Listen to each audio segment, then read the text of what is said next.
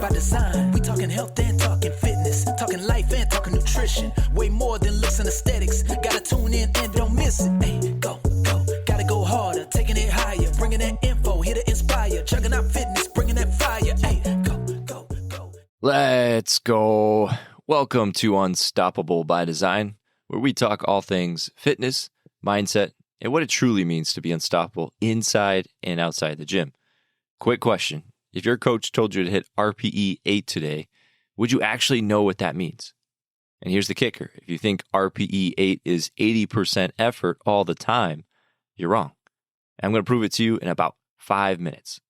So today we're going real deep dive on RPE, Rate of Perceived Exertion, what it is, how it works differently for strength, running, and Olympic lifting, and the biggest myth about it that I want to clear up because it could be making you train way heavier or way lighter than you think you are. And stick with me to the end because we put together a RPE field guide that breaks all of this down on paper, and I'm telling you where to grab it before we wrap up. So let's get into it. So RPE stands for Rate of Perceived Exertion. It's a real simple. On a scale of 1 to 10, how hard did that set feel? How hard did that run feel? Or how hard did that workout feel? 1 is barely moving, 10 is everything you've got, and that's it. But here's why it matters. Most training programs are built on percentages. Hit 80% of your 1 rep max for sets of 5, or 70% for sets of 8. That math works great on paper. The problem is, your 1 rep max is not a fixed number. It moves every single day. Bad sleep, your max drops. Stressful week at work, your max drops. Big meal, light meal, fights, all of it shows up on the bar. So if your program says hit 80% today, but today your real max is 10% lower than the day you tested it, you're not actually lifting 80%, you're lifting 90%. And that's how people get hurt or grind themselves into the ground or just flat out plateau. RPE solves this. Instead of locking you to a fixed weight, it asks you to listen to your body that day. It's auto-regulation. You adjust to where you actually are, not where the spreadsheet thinks you should be. A quick walkthrough on the scales, and I'll keep this simple. RPE 1 through 3, you're basically not working. It's a warm-up, it's a walk to the mailbox, that kind of thing. RPE 4 through 6, you're moving, but you could hold a conversation no problem. This is your easy work, your recovery work, your warm-up sets. RPE 7 is where things start to feel real. You've got about 3 reps left in the tank if it's a strength set, or you're breathing hard, but you can still answer a question if someone asked.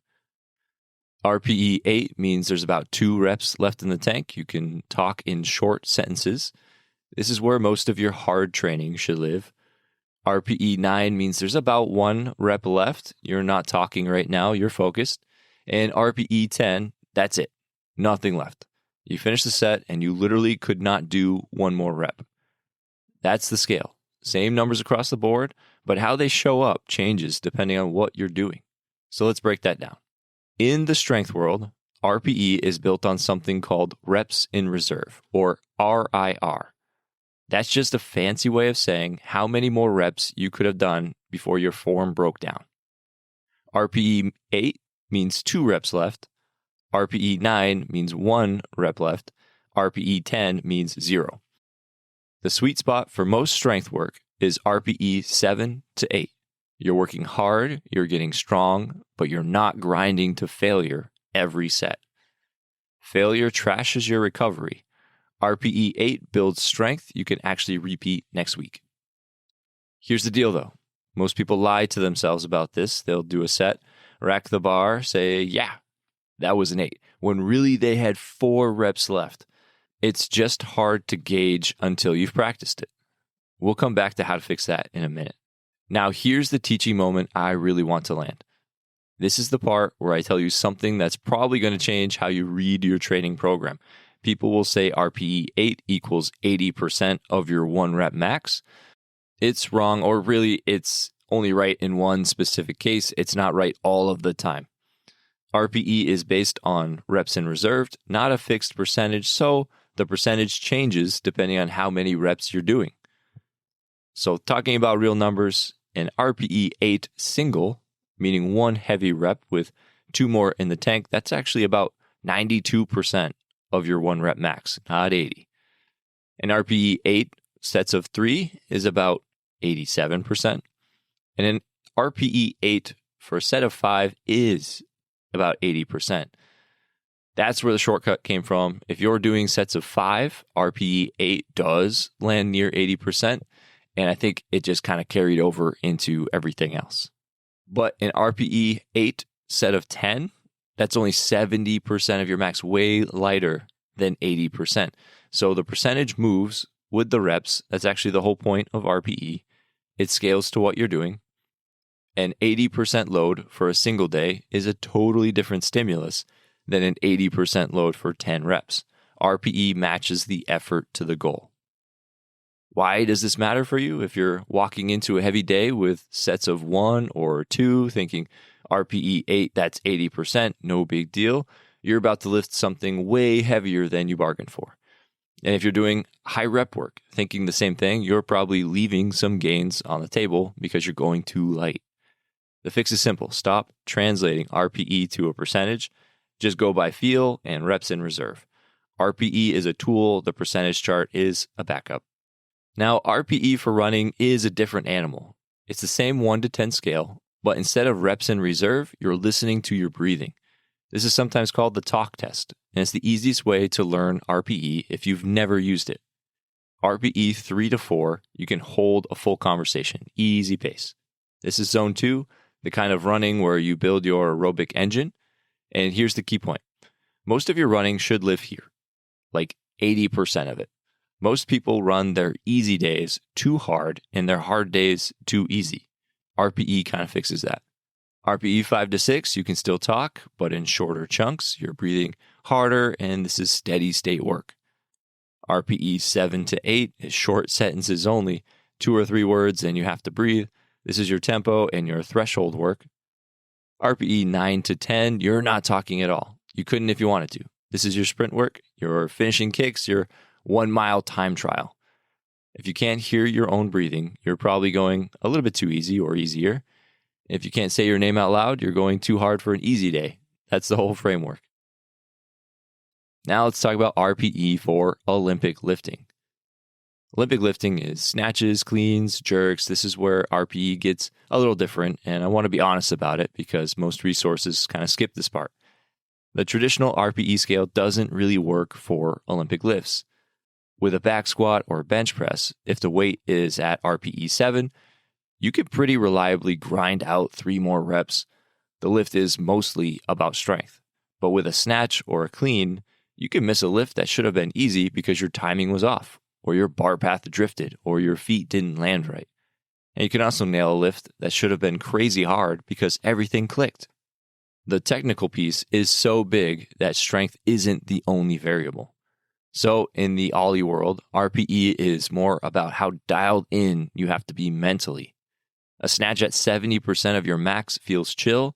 A snatch at 90% of your max requires you to lock in, pace, breathe, visualize. Same physical demand on the muscles, way different psychological demand. If you're doing the lifts in a class setting, the practical rule is this. Most of your skill and technique work should stay in the RPE 6 to 7 range. You want the bar to move well. Heavy attempts at RPE 9 and 10 should be limited because the technical breakdown at those weights is real, and that's where injuries happen. If you ever hear me or a coach say, stay snappy, that's an RPE cue. We're telling you to keep the weight at a level where the bar still moves fast and clean. Now, 2 pitfalls I want you to watch out for. Number 1, the ego trap. This goes both ways. Some people sandbag their RPE, meaning they call something an 8 when it was really a 10 because they don't want to admit they were close to failure. Other people undersell, calling something a 7 to look strong. Both are bad. Both screw up your training because you're lying to yourself about what's actually happening. The fix is just be honest. RPE is a tool for you, not for anyone else watching. The only person who benefits from an accurate RPE is the person reading the number, which is you. Number 2, daily modifiers. Your RPE shifts every day. Could be bad sleep, hard week. Your kids were up all night. You skipped breakfast. You got a stressful meeting before class. All of it changes what RPE feels like. A weight that was an RPE 7 on Monday might be an RPE 9 on Friday. This is a great thing. This isn't a bug. It's the whole point of RPE, and it's that it adapts. If you walk into a gym and the weight that should feel easy is crushing you that day, that's your body telling you to back off. Listen to it. The smart play is to drop the weight and hit your target RPE, not just push through and hit your target weight while feeling like garbage.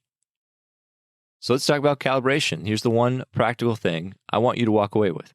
Most people are bad at RPE because they've never tested themselves. So here's the test. Pick a working set, any lift. Let's say you're squatting and you're aiming for an RPE 8, meaning 2 reps left in the tank.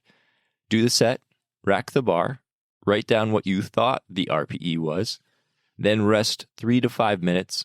Same weight, same lift, go again, but this time take it as far as you can with good form. Count the reps.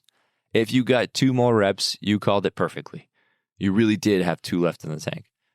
If you got 4 more reps, you sandbagged, and that was really an RPE 6. If you got 1 rep, you went too hard, that was actually an RPE 9. Do this once or twice a month, and your RPE accuracy will get sharp fast. This is the single best thing you can do to actually learn the scale. Now, I know I just threw a lot at you, so here's the good news. We made an RPE field guide. It's a PDF that breaks down the scale across strength, running, and Olympic lifting, includes the percentage chart that we talked about, the calibration test, and a quick reference you can keep on your phone or print out. If you're subscribed to the podcast through our email list, the guide's going to be hitting your inbox this week. If you're not on the email list, jump on, support the show for as little as $3 a month.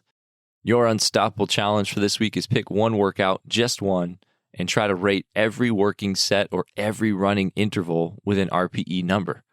Don't change anything else. Just start paying attention. That awareness alone will make you a smarter trainee. Then next week, run the calibration test on one of your lifts. Before we wrap up, we're running our next raffle, drawing on June 6th. This one is a big one. We're giving away a full seat in the Ultimate Bootcamp Challenge, $199 value. This is one of our most popular programs, and somebody listening is going to snag that seat. So to enter, all you've got to do is subscribe to the podcast. That's it. Subscribe wherever you're listening right now, and you're in. If the show has helped you, do me a favor, share it with someone who would get something out of it. That's how we grow this thing. Until next time, be well, be unstoppable. Now's the moment, it's your time. What you need, true indeed, unstoppable by design.